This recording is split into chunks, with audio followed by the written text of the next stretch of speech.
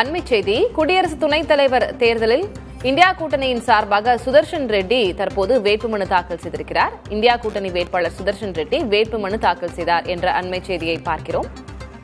நேற்று பாரதிய ஜனதா சார்பாக சிபி ராதாகிருஷ்ணன் தேசிய ஜனநாயக கூட்டணி சார்பாக வேட்புமனுவை தாக்கல் செய்திருந்தார். இன்றைக்கு இந்தியா கூட்டணி சார்பாக சுதர்ஷன் ரெட்டி வேட்புமனு தாக்கல் செய்திருக்கிறார். கூடுதல் விவரங்களை வழங்குவதற்காக டெல்லி தலைமைச் செய்தியாளர் கணபதி இணைந்திருக்கிறார். கணபதி, என்ன விவரம்? வேட்புமனு தாக்கல்ல உடன் யாரெல்லாம் இருந்தார்கள்? குடியரசு துணைத் தலைவர் தேர்தல் வேட்புமனு தாக்கல் செய்வதற்கு இன்று நிறைவு நாள் என்பதால் இன்று நீதியரசர் சுதர்ஷன் ரெட்டி காங்கிரஸ் மற்றும் எதிர்க்கட்சி கூட்டணியைச் சேர்ந்த பல்வேறு கட்சிகளின் தலைவர்களுடன் நாடாளுமன்ற வளாகத்திலே வேட்புமனு தாக்கல் செய்கிறார். மாநிலங்களவையின் தலைமைச் செயலாளரான PC மோடி இந்த தேர்தலுக்கு தேர்தல் அதிகாரியாக நியமிக்கப்பட்டிருக்கிறார். அவரிடம் ஆவணங்கள் கொடுக்கப்பட்டிருக்கின்றன.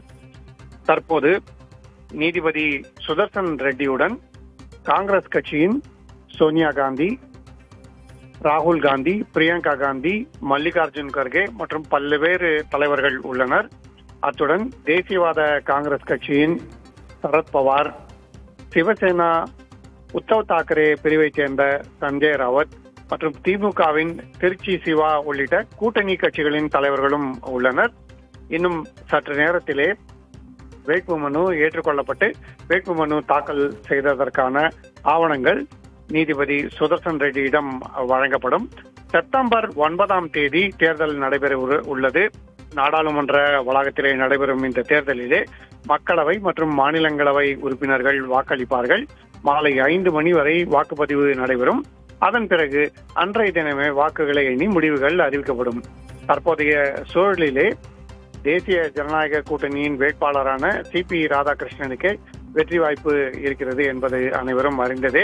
இருந்த போதிலும் தேசிய ஜனநாயக கூட்டணி மற்றும் இந்தியா கூட்டணியில் அல்லாத பிற கட்சிகள், பாரதிய ராஷ்டிரிய சமிதி போன்ற கட்சிகள் எப்படி வாக்களிக்குமோ என்பது உன்னிப்பாக கவனிக்கப்படுகிறது. நீதிபதி சுதர்ஷன் ரெட்டிக்கு எத்தனை வாக்குகள் கிடைக்கும், எத்தனை வாக்கு வித்தியாசத்தில் தேர்தல் முடிவுகள் வெளிவரும் போன்ற விஷயங்கள் எல்லாம் உன்னிப்பாக கவனிக்கப்படுகின்றன. அந்த தேர்தல் நடப்பதற்கு முக்கியமான கட்டமாக இன்று நீதிபதி சுதர்சன் ரெட்டி தன்னுடைய வேட்புமனுவை தாக்கல் செய்திருக்கிறார். கலகவதி, விவரங்களுக்கு நன்றி கணபதி. மாற்றம் தருமா மதுரை மாநாடு? என்ன பேச போகிறார் விஜய்? என் நெஞ்சில் குடியிருக்கும் என்னுடைய எகிரும் எதிர்பார்ப்புகள், அரசியல் பார்வையாளர்களின் ஆழமான அலசல்கள். விஜய் கட்சி 2026 தேர்தலில் என்ன முடிவு எடுத்தா சரியா இருக்கும்னு நினைக்கிறீங்க? இன்னைக்கு தமிழ்நாடு அரசியல்ல திமுக யாராவது ஒருத்தரை பார்த்து பயப்படுதுன்னா அது விஜயை பார்த்து தான். அவர் பேச்சும் தரமா இருக்கும், செயலும் தரமா இருக்கும், சம்பவம் ரொம்ப தரமா. பிரத்யேக நேரலைகள், நொடிக்கு நொடி அப்டேட் களத்திலிருந்து. தமிழ்நாட்டு அரசியலில் புதிய தலைமுறை டிஜிட்டலில் நாள் முழுவதும் மாநாடு 2.0